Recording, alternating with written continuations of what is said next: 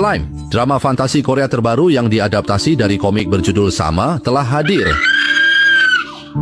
Suatu hari, garis-garis merah yang terlihat dengan mata telanjang muncul di kepala manusia. Garis-garis merah ini terhubung dengan orang-orang yang memiliki hubungan fisik dengan mereka. Beberapa orang hanya memiliki satu garis merah, sementara yang lain memiliki banyak garis merah, dan kepala mereka semuanya berwarna merah. Sejak kecil, tokoh utama wanita sudah memiliki kemampuan untuk melihat garis merah. Saat masih kecil, dia melihat ada 5 garis merah di kepala ayahnya, satu terhubung dengan ibunya, dan satu lagi terhubung dengan sahabat ibunya. Dengan polosnya, ia pun menggambar semua itu. Setelah ibunya melihatnya, ia marah besar dan membunuh ayah yang berselingkuh lalu melarikan diri. Sejak saat itu, Yeonjin pun menjadi yatim piatu.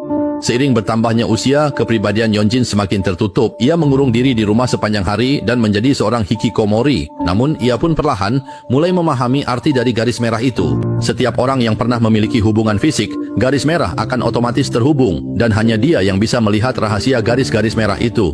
Namun, hal ini justru membuatnya sangat menderita. Mungkin karena di langit biru ia melihat begitu banyak garis merah memenuhi langit dengan rapat dan menyilaukan mata. Ia hanya bisa memilih untuk menghindar, tidak membicarakannya, tidak melihatnya, bahkan ingin menyerah pada segalanya, sampai-sampai mencoba bunuh diri.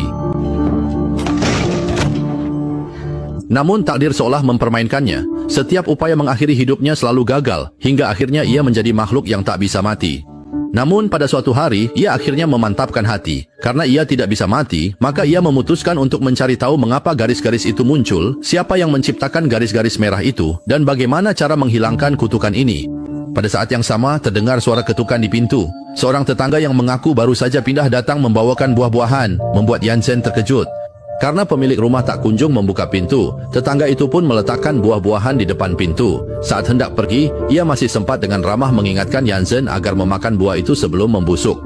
Pada saat yang sama, kantor polisi menerima laporan bahwa seorang pegawai wanita kafe berusia 29 tahun ditemukan tewas di rumahnya. Han Si-sun dari kepolisian Hwangzhou dan asistennya melakukan penyelidikan di tempat kejadian.